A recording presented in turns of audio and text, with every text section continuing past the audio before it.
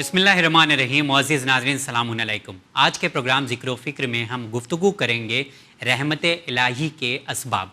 आप समझ गए होंगे कि सब्जेक्ट क्या है, बहुत ही सिंपल है। रहमत इलाही की हम लोग बात करते हैं तो बहुत सारी पॉजिटिव चीज़ें अपने इर्द गिर्द घूमने लगती हैं, लेकिन क्या इस पर कभी हम लोगों ने सोचा है? नहीं सोचा है तो इंशाल्लाह आज हम लोग मिलकर सोचेंगे। उससे पहले आइए मुलाकात करते हैं। प्रोग्राम में जुड़ चुके हैं आली जनाब मौलाना गुलाम अब्बास साहब क़िबला। सलामुन अलैकुम। वालेकुम अस्सलाम व रहमतुल्लाहि व बरकातुहू। मौलाना साहब, मौजू से तो साफ़ हो चुका है कि रहमत इलाही के बारे में आज हम लोग बात करेंगे कि कौन कौन से असबाब हैं। तो मैं ये जानना चाहूँगा कि कौन कौन से असबाब हैं रहमत इलाही के जो हम पर नाजिल होते हैं। चश्म, चूँकि रहमत इलाही में तो ये सारा जहान डूबा हुआ है और कोई चीज़ इस कायनात में ऐसी नहीं है जो रहमत ना हो सकता है हमारे समझने में उसे ताख़ीर हो रही हो या हम उसको रहमत ना समझ रहे हो। जी, हर चीज़ रहमत ही रहमत है और रहमत इलाही का नमूना है। वो हम समझते हैं कि हमारे लिए थोड़ा सा दिक्कत वाली चीज़ है, लेकिन ये रहमत है। कोई चीज़ भी हमारे लिए दिक्कत वाली है ही नहीं। ये हो सकता है कि उन चीज़ों को दिक्कत हमने बना लिया हो। हाँ, देयर आर चांसेस। वरना कोई चीज़ हमारे लिए दिक्कत वाली या खिलाफ नहीं है, बल्कि इस पूरी कायनात को, इस पूरे जहान को परवरदिगार आलम ने सिर्फ इंसान के लिए सजाया है। जी, अगर आप देखेंगे गहरी निगाह से, ये पूरी कायनात इंसान की खिदमत कर रही है और इंसान जो है इस पूरी कायनात में फल रहा है और फूल रहा है, यानी पूरी कायनात का निचोड़ इंसान है। मौलाना साहब, यहाँ पे मैं आपको रोकना चाहूँगा। जो जो आपने अभी बताई है बात कि पूरी इंसान, जो पूरी दुनिया है खल्क की अल्लाह ने, ये इंसानों के लिए है। अगर हम महसूस करें तो बहुत ज़बरदस्त एहसास इस वक्त मैं कर रहा हूँ कि यकीनन सूरज, चाँद, तारे, बारिश, ये सब सारी चीज़ें अल्लाह ने इंसानों के लिए बनाई है। बारिश से यकीनन जो खेती पैदा हो रही है वो इंसानों के लिए है। बेशक, दाना बेशक। धुल का जो घास वगैरह है वो मसलन हैवानात को खिलाया और इंसान को बिल्कुल एकदम मगज़ खिलाया। जैसे मसलन दरख्त के पत्ते हैं, जानवर पत्ते खा रहा है और इंसान दरख्त का अखरोट खा रहा है, और अखरोट में भी जो उसके अंदर ग़िज़ा है, मगज़ है, वो इंसान की ग़िज़ा करार दी। बादाम है और दूसरी सारी चीज़ें हैं। लिहाजा इस पूरी कायनात को कुदरत ने इंसान के लिए बनाया और इंसान के लिए सजाया। तो अब हम ये कह सकते हैं कि पूरा जहान रहमत इलाही में डूबा हुआ है, मगर कभी कभी हमें ज़रूरत होती है एक्स्ट्रा यानी ज़्यादा रहमत की। तो अब कुछ ऐसे भी असबाब हैं कि अगर हम उनको अमल में लाएं और वो काम करें तो हमारे लिए रहमत इलाही ज़्यादा शामिल हाल हो जाएगी। तो क्या मतलब रहमत इलाही बढ़ जाएगी अगर वो हम काम को अंजाम देंगे सबके लिए? एक तो एक चीज़, जैसा आपने कहा कि रहमत इलाही सबके लिए है जी, लेकिन क्या ऐसी चीज़ें हैं कि एक्स्ट्रा रहमत, जैसा आपने जिक्र किया अभी? यकीनन इजाफा हो जाएगा या हमारे काम आसान हो जाएंगे या जो है रुकावटें हट जाएंगी। बिल्कुल ऐसा ही होगा। यानी अल्लाह स्पेशल अटेंशन देने लगेगा, ऐसा भी कुछ है? बिल्कुल यकीनन। देखिए, अब कुरान मजीद को आप सुनिए।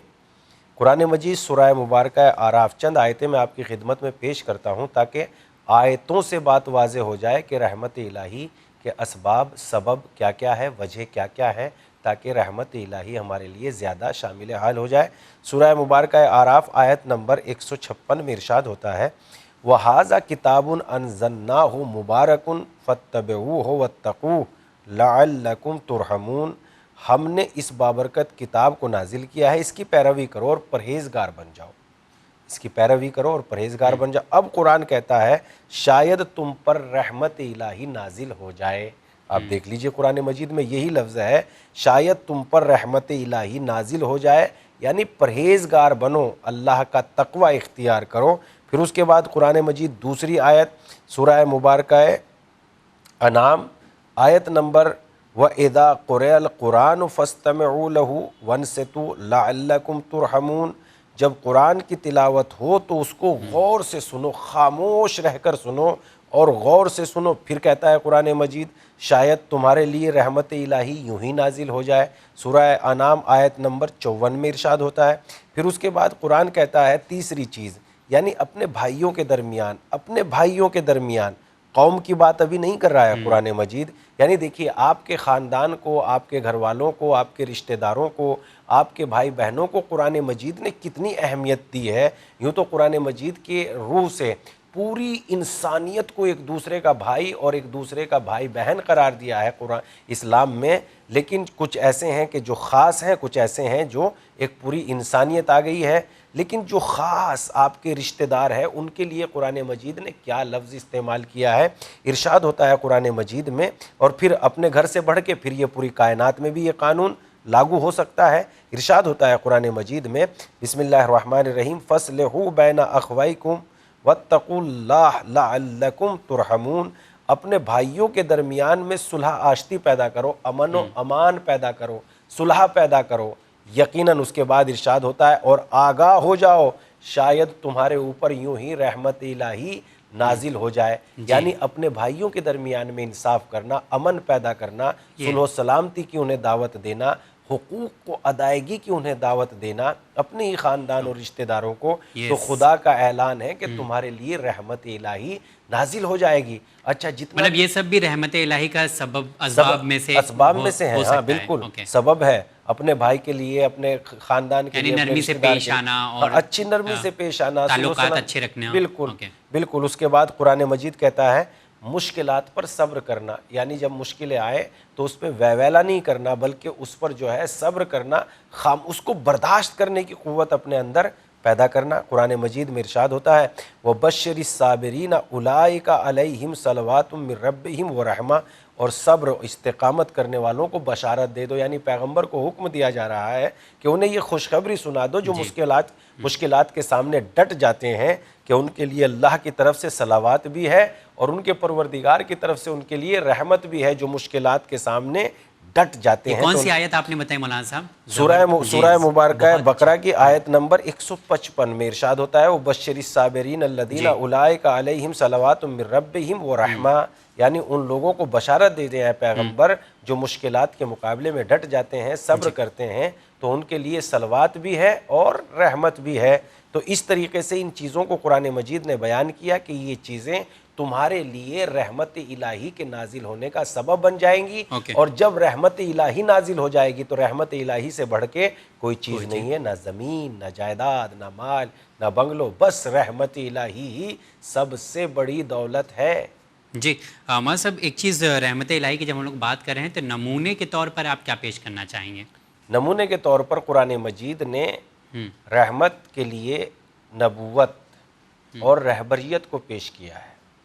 یعنی نبوت ہمارے لیے اس لیے رحمت ہے کہ ہمیں صحیح راستے کا نہ انتخاب کا پتہ تھا کہ ہم کون سا صحیح راستہ ہے۔ نبوت نے ہمیں بھٹکی ہوئی انسانیت کو سیدھی راہ دکھائی، اس لیے نبوت کو نمونے کے طور پر کہ رحمت الہی کا نمونہ ہے، جیسا کہ پیغمبر اسلام صلی اللہ علیہ وآلہ وسلم کے لیے اللہ نے یہ ارشاد فرمایا قرآن مجید میں وَمَا أَرْسَلْنَاكَ إِلَّا رَحْمَةً لِّلْعَالَمِينَ، اور اے پیغمبر ہم نے آپ کو عالمین کے لیے رحمت بنا کے بھیجا ہے، یعنی ہمارا پیغمبر ساری کائنات کے لیے رحمت ہے۔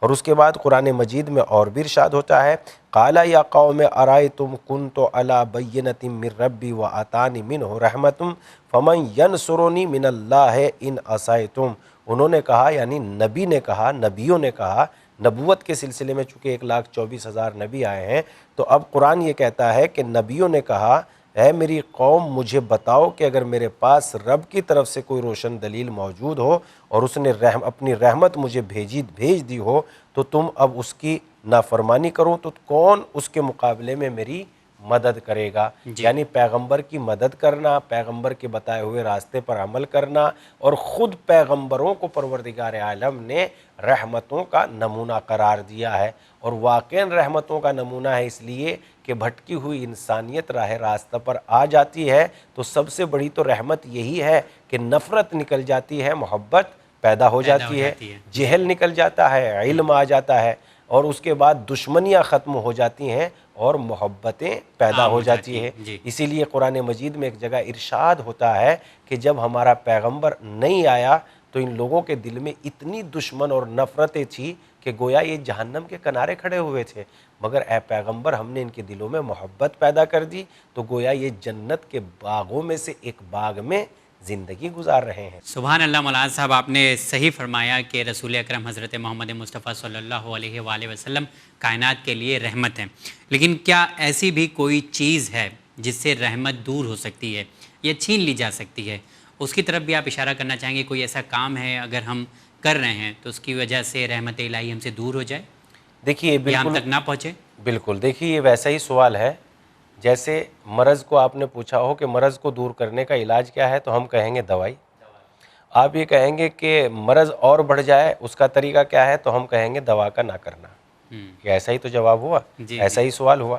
ہوں تو اس سلسلے میں جو ہم نے چیزیں آپ کی خدمت میں پیش کی ہے کہ رحمت کن سے بڑھ جاتی ہے اور شامل حال ہو جاتی ہے، ان چیزوں کو ترک کر دیں تو رحمت ہم سے دور ہو جاتی ہے۔ مثلا جیسے ایک بہت عمدہ بات یہ آئی تھی کہ اگر تم یہ چاہتے ہو شاید تمہارے لیے رحمت الہی یوں ہی شامل حال ہو جائے، اور وہ ہے تمہارے اپنے رشتہ داروں کے درمیان میں صلح و امن سلامتی۔ تم اپنے رشتہ داروں کے درمیان میں صلح پیدا کرو، محبت پیدا کرو، ان کے دلوں میں ایک دوسرے سے نفرتیں نہ ہو، اور پھر پڑوسی یہاں تک کہ پورا دائرہ آ ان جاتا ہے۔ سب کے باوجود بھی جو آپ جس بات کی طرف آپ اشارہ کر رہے ہیں، میں اسے ایگری کرتا ہوں کہ چلو اگر ہم رشتہ داروں کے ساتھ تعلقات اچھا نہیں رکھیں گے تو رحمت ہم سے دور ہو جائے گی، اور رکھیں گے تو رحمت ہمارے پاس رہے گی۔ لیکن ان سب کے باوجود بھی ہمیں احساس نہیں ہوتا، کیونکہ ہمیں زندگی جو ہم گزار رہے ہیں اس میں تو ایسی کوئی چیز رحمت الہی جیسی اگر ہم دیکھیں تو نہیں نظر آئے گی۔ نہیں، اس کے سلسلے میں یہ ہے مطلب کوئی ایک انسان ہے بہت اچھا ہے، رشتہ داروں سے بہت اچھا تعلقات ہے، پھر بھی وہ انسان ویسا ہی ہے، کوئی ترقی نہیں دکھ رہی ہے، یا مطلب بہت زیادہ فضیلت دیکھنے میں نہیں آ رہی ہے، اور ایک انسان ہے اس کا اور خراب ہے لیکن لوگ اس سے ہی زیادہ جا کے ملتے ہیں اور اس کی بھی سماج میں عزت ہے، تو کیا فرق ہے؟ چشم آپ یہ دیکھیے کہ رحمت الہی کا مطلب یہی نہیں ہے کہ آپ بہت زیادہ مالدار ہو جائیں لیکن آپ کی سچی اور اچھی صحت ہے، تو جی کیا یہ رحمت الہی نہیں ہے؟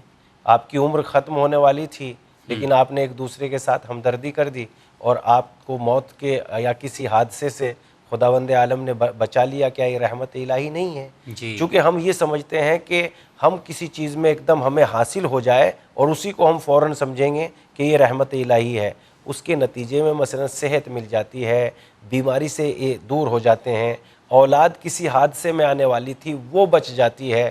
میں نے ایسے بہت سارے لوگوں کو دیکھا جنہوں نے مجھ سے بیان کیا کہ ہمارے والد محترم کی دونوں کڈنی فیل ہو چکی تھی، لیکن اس کے باوجود بھی انہوں نے اپنے بھائیوں کی بیٹیوں کے ساتھ اچھا سلوک کیا۔ بھائی کمزور تھے اور ان کی بیٹیوں کی شادی وغیرہ کرانے میں وہ بہت پیش رہے، تو خداوند عالم نے 30 سال کی عمر میں اضافہ کر دیا، یعنی جبکہ لوگ یہ کہہ رہے تھے کہ یہ بچ ہی نہیں سکتے، مگر اللہ نے ان کی عمر میں اضافہ کر دیا۔ تو ایک دوسرے کے ساتھ ہمدردی کرنے اور ان میں مثلا صحت کا اچھا ہو جانا یا عمر میں اضافہ ہو جانا، یہ سب چیزیں رحمت الہی میں ہی شامل ہوں گی۔ مولانا صاحب آپ کا بہت شکریہ ادا کرتا ہوں، وقت ختم ہو چکا ہے۔ جیسا کہ آپ نے رحمت الہی کے اسباب کے بارے میں آج کے پروگرام میں ذکر کیا، ان ساری خوبصورت باتوں کے لیے آپ کا شکریہ ادا کرتے ہیں۔ آپ کا بھی بہت بہت شکریہ۔ تو جی ہاں ناظرین، آپ تمام کو الوداع کہنا چاہوں گا، لیکن وعدہ کرتا ہوں کہ جب اگلے ایپیسوڈ ذکر و فکر میں حاضر ہوں گے، ایک اور ایسا موضوع آپ کے سامنے لے کر حاضر ہوں گے جو آپ کے دل کو چھو جائے گا اور عمل کرنے پر ہم سب کو آمادہ کرے گا انشاءاللہ۔ اسی کے ساتھ کہ آپ دیکھتے رہیں گے چینل ون۔ بہت بہت شکریہ، خدا حافظ۔